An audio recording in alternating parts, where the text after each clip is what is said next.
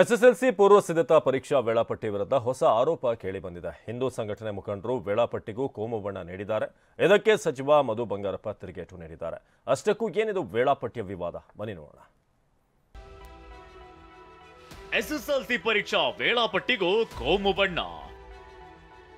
ಶುಕ್ರವಾರದ ನಮಾಜ್ಗಾಗಿ ಸಮಯ ಬದಲಾವಣೆಯ ಆರೋಪ. ಶಾಲಾ ಕಾಲೇಜುಗಳಲ್ಲಿ ಈ ಹಿಂದೆ ಹಿಜಾಬ್ ಕೇಸರಿ ಶಾಲು ದಂಗಲ್ ಭಾರಿ ಸದ್ದು ಮಾಡಿತ್ತು. ಇದೀಗ ಎಸ್ಎಸ್ಎಲ್ಸಿ ವೇಳಾಪಟ್ಟಿಗೂ ಕೋಮು ಬಣ್ಣ ಬಳಿದುಕೊಂಡಿದೆ. ಎಸ್ಎಸ್ಎಲ್ಸಿ ಪೂರ್ವ ಸಿದ್ಧತಾ ಪರೀಕ್ಷಾ ವೇಳಾಪಟ್ಟಿಯಲ್ಲಿ ಮುಸ್ಲಿಂ ತುಷ್ಟೀಕರಣ ಆರೋಪ ಕೇಳಿ ಬಂದಿದೆ. ಫೆಬ್ರವರಿ 26ರಿಂದ ಮಾರ್ಚ್ 3ರವರೆಗೆ ಎಸ್ಎಸ್ಎಲ್ಸಿ ಪೂರ್ವ ಸಿದ್ಧತಾ ಪರೀಕ್ಷೆ ನಡೆಯಲಿದೆ. ಎಲ್ಲಾ ಪರೀಕ್ಷೆ ಬೆಳಿಗ್ಗೆ 10:15ಕ್ಕೆ ನಡೆಯಲಿದೆ. ಆದರೆ ಶುಕ್ರವಾರ ನಡೆಯಲಿರುವ ವಿಜ್ಞಾನ ಪರೀಕ್ಷೆ ಮಾತ್ರ ಮಧ್ಯಾಹ್ನ 2 ಗಂಟೆಗೆ ಪ್ರಾರಂಭವಾಗಲಿದೆ. ಬೆಳಗ್ಗಿನ ನಮಾಜ್ಗೆ ಅನುಕೂಲ ಮಾಡಿಕೊಡಲು ಪರೀಕ್ಷಾ ವೇಳಾಪಟ್ಟಿಯನ್ನೇ ಸರ್ಕಾರ ಬದಲಾಯಿಸಿದೆ ಎಂದು ಭಟ್ಕಳದ ಹಿಂದೂ ಮುಖಂಡ ಶ್ರೀಕಾಂತ್ ನಾಯಕ್ ಆರೋಪಿಸಿದ್ದಾರೆ. ಪಿಯುಸಿ ಪರೀಕ್ಷೆಯಿಂದ ಸಮಯ ಬದಲು ಎಂದ ಮಧು ಬಂಗಾರಪ್ಪ. ಕಾಂಗ್ರೆಸ್ ಸರ್ಕಾರದ ನಿರ್ದೇಶನದಂತೆ ಮುಸ್ಲಿಂ ತುಷ್ಟೀಕರಣಕ್ಕಾಗಿ ರಾಜ್ಯ ಶಿಕ್ಷಣ ಇಲಾಖೆ ಸಮಯ ಬದಲಾಯಿಸಿದೆ ಅಂತ ಹಿಂದೂ ಮುಖಂಡರ ಆರೋಪವನ್ನ ಶಿಕ್ಷಣ ಸಚಿವ ಮಧು ಬಂಗಾರಪ್ಪ ತಳ್ಳಿ ಹಾಕಿದ್ದಾರೆ. ಬಿಜೆಪಿಯವರು ಎಲ್ಲದಕ್ಕೂ ಕೋಮು ಬಣ್ಣ ಬಳಿಯುತ್ತಿದ್ದಾರೆ.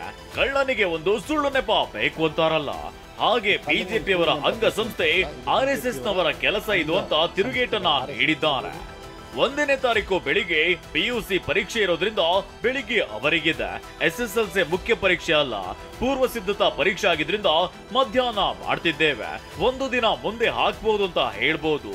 ಒಂದು ದಿನ ಮುಂದೆ ಹಾಕಿದ್ರೆ 3 ಪರೀಕ್ಷೆಗಳು ಇರೋದ್ರಿಂದ ಸಮಸ್ಯೆ ಉಂಟಾಗುತ್ತೆ.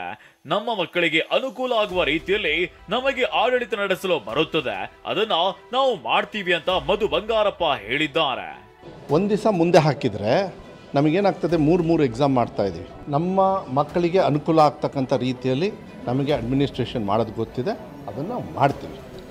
ಒಟ್ಟಾರೆ ಎಸ್ಎಸ್ಎಲ್ಸಿ ಪೂರ್ವ ಸಿದ್ಧತಾ ಪರೀಕ್ಷಾ ವೇಳಾಪಟ್ಟಿಗೂ ಕೋಮು ಬಣ್ಣ ಲೇಪನವಾಗಿದೆ. ಹಿಂದೂ ಮುಖಂಡರ ಆರೋಪಕ್ಕೆ ಸಚಿವ ಮಧು ಬಂಗಾರಪ್ಪ ತಿರುಗೇಟನ್ನ ನೀಡಿದ್ದಾರೆ.